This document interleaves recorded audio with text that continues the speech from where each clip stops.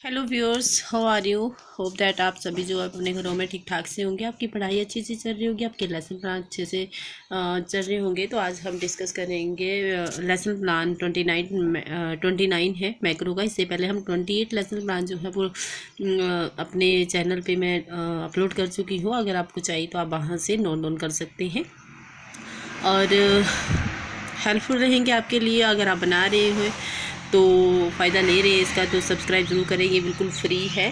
तो स्टार्ट करते हैं आज का मैक्रो का लेसन प्लान। और माइक्रो के भी सारे स्किल के जो हैं वो बने हुए हैं, तो आप उसका भी फ़ायदा ले सकते हैं चैनल पे विजिट करके। तो सबसे पहले हमें डालना होता है छात्र अध्यापिका का नाम, फिर रोल नंबर, विषय सामाजिक विज्ञान, उपविषय अपवाह आज हमारा रहेगा सामाजिक विज्ञान के अंतर्गत, दिनांक डालेंगे, कक्षा 7वीं का ये टॉपिक है, समय रहेगा 3 से 35 मिनट। फिर आपके ऑब्जर्वेशन जो टीचर्स हैं उनका नाम जो है वो आपको डालना पड़ेगा। तो उसके बाद रहता हमारा अनुदेशनात्मक उद्देश्य। तो जो पुराने स्टूडेंट्स हैं उनको पता है कि ये मैं नहीं बोलती हूँ, ये आप खुद पोज करके लिखेंगे वीडियो को। कुछ माइनर सी मिस्टेक होगी तो आप उसको इग्नोर कर सकते हैं। आप भी लेसन बना रहे हैं तो आपको पता है कितना मेहनत लगती है, तो उसमें मिस्टेक्स हो जाती हैं, तो आप इसको ठीक कर सकते हैं। शिक्षण सहायक सामग्री आप खुद बनाएंगे, पूर्व अनुमानित ज्ञान आप पोज करके खुद बनाएंगे, ठीक है। बाकी मैं सारा लेसन प्लान जो है वो रीड करती हूँ, चार्ट आपको इसमें मिल जाता है। तो चार्ट सहित बनाते हैं तो आपका क्या है कि नंबर ज़्यादा आते हैं। तो देखिए, हर लेसन प्लान के साथ आपको चार्ट मिल रहा है। तो सब्सक्राइब चैनल को जरूर करिए, बेल आइकन जरूर दबाइए। ये पूर्व ज्ञान परीक्षण है, ठीक है, इसको पोज करके लिख लीजिएगा। उसके बाद उपविषय की घोषणा करेंगे। और अब है प्रस्तुतिकरण, जो कि मैं पढ़ के आपको बताऊंगी सारा। और पूरा पढ़ना इसलिए पॉसिबल नहीं होता है क्योंकि ज़्यादा लंबी वीडियो होती है, नेट का इशू रहता है और अपलोड नहीं हो पाती वीडियो, ठीक है। तो विषय वस्तु डालेंगे कॉलम में, छात्र अध्यापिका क्रियाकलाप डालेंगे, छात्र क्रियाकलाप डालेंगे, श्यामपट्ट लेखन या श्यामपट्ट कार्य डालेंगे, ठीक है। जितनी बार आपको पेज पलटना है, आपको ये कॉलम बनाने हैं, तो ये कॉलम आपको थोड़ा बड़ा बनाना है। तो अपवाह आप विषय वस्तु में डालेंगे, अपवाह आप जो है वो श्यामपट्ट पे भी लिख देंगे। तो छात्रों, बहता हुआ जल कई प्रकार के स्थल रूपों का निर्माण भी करता है, जिन्हें जलोप स्थल रूप कहते हैं। निर्धारित जल मार्गों का अनुसरण करता हुआ बहता बहता हुआ जल और इनके जल प्रदूषण जो तंत्र बनता है उसे अपवाह तंत्र कहते हैं, ठीक है। जो इसके अंतर्गत जो कह रहा है कि इसका अनुसरण करते हुए जो बहता जल होता है, वो उनके जल प्रदूषण जो तंत्र बनता है उसे अपवाह तंत्र कहते हैं, ठीक है। तो ऐसे लिख लीजिएगा। सभी छात्र ध्यानपूर्वक सुनते हुए यहाँ डालेंगे। फिर अगला नेक्स्ट टॉपिक आप डालेंगे भारत में अपवाह तंत्र। तो भारत में अपवाह तंत्र आप श्यामपट्ट में भी लिख देंगे, ब्लैक बोर्ड पे भी लिख देंगे। छात्रों, भारत में अपवाह तंत्र का नियंत्रण मुख्यतः भौगोलिक आकृतियों के द्वारा होता है। इस प्रकार भारतीय सदियों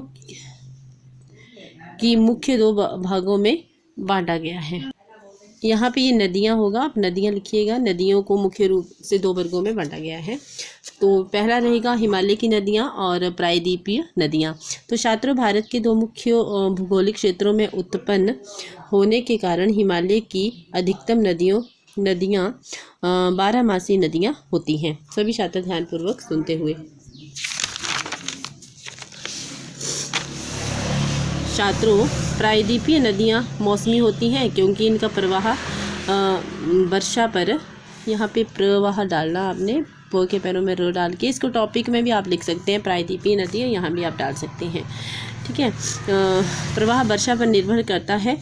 शुष्क मौसम में बड़ी नदियों को जब भी घटकर छोटी धाराओं में बहने लगती हैं,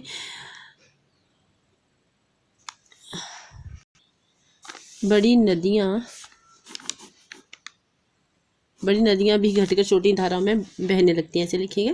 हिमालय नदियों की तुलना में प्रायद्वीपीय नदियों की लंबाई कम और छिछली है। उसके बाद आएगा प्रायद्वीपीय। भारत की अधिकांश नदियाँ पश्चिमी घाट से निकलती हैं तथा बंगाल की खाड़ी की तरफ बहती हैं, ये डालेंगे। उसके बाद डालेंगे नदी की अवस्थाएं, और नदी की अवस्थाएं आप ब्लैक बोर्ड पे भी लिखेंगे। छात्रों, अब मैं आपको चार्ट की सहायता से दिखाती हूँ। छात्रों, जैसा कि आप चार्ट में देख रहे हो, सभी छात्र चार्ट की ओर ध्यानपूर्वक देखते हुए। तो इस तरह से ये चार्ट है, आप छोटा सा चार्ट है लेकिन बहुत सुंदर है, तो आप इसको बना सकते हैं। तो ये चार्ट आप ज़रूर बनाइए, इससे आपको काफ़ी नंबर मिलते हैं, काफ़ी हेल्पफुल रहता है। तो देखिए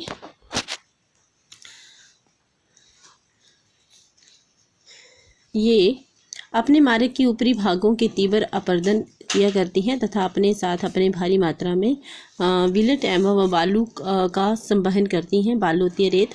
मैदानों में बहुत सी अन्य निक्षोपण आकृतियों का निर्माण करती हैं।